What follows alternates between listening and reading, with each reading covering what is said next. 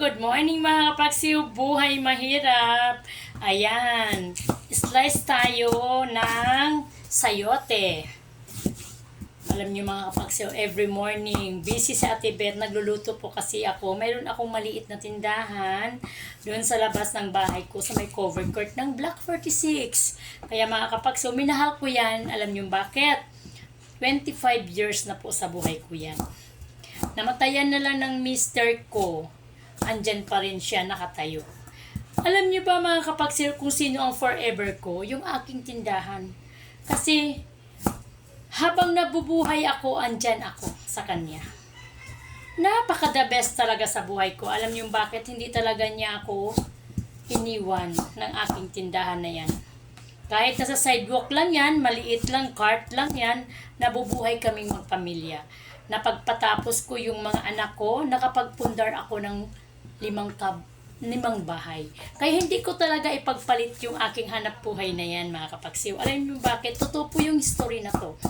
Yung hanap buhay ko na po since 2020, 2000, yan dito po ako. Tapos 2025, nakabili po ako ng isang bahay. Tapos nakapagpaalala po ako ng mga anak ko yun, elementary. Tapos napunta na sa 2026 hanggang ngayon, di ba? 26 years na po, nakapagpatapos na po ako ng 3 kong anak at nakapagpundar na po ako ng 5 bahay. At nabuhay po kami ng maayos. Dahil lang sa kapirasong hanap buhay na yan, mga kapaksiw, sa totoo lang, ang mister ko wala po talagang trabaho yun. Sama-sama lang kaming dalawa. Kung ano yung hanap buhay namin, magkakasama kami hanggang nawala siya. Kaya minahal ko po talaga yung aking maliit na cart na yon na kainan. Hanggang ngayon, minahal ko pa rin siya. Yun po yung aking forever, mga kapaksiw. Kaya thank you very much mga kapaksiw. No? Sabi ko nga sa mga anak ko, sabi ko sa kanila, gayahin nila. Huwag kayong magtiwala na namasukan kayo ng trabaho, naka-minimum kayo. Kasi alam mo, mga kapaksiw, itong hanap buhay ko na to, kung tutusin, wala sa minimum to. 2 pa kami ng mister ko Pero nakapagpundar ako. Oo, hindi maiwasan talagang may 5-6. Hindi talaga maiwasan hindi mangutang ng pera sa Bombay. Kasi minsan, mayroon dumarating na problema. Minsan, hindi mo maasahan. Tulad dito, tulad ngayon, mayroon tayong mga problemang dumarating na hindi naman natin naasahan. Makakautang ka.